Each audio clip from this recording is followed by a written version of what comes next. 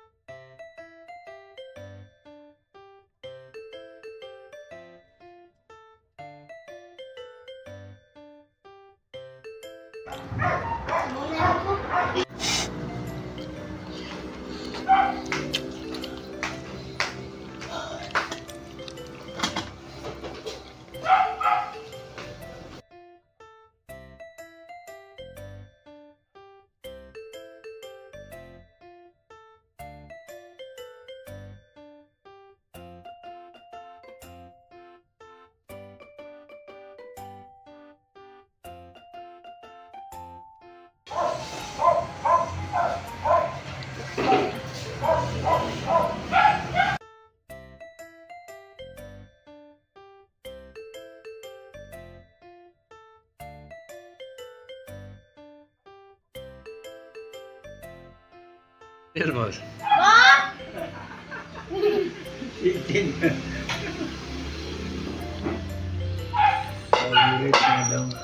Okay, ano matiil na sa wan? Pabo? Kaya mo kainin? Hindi matigas?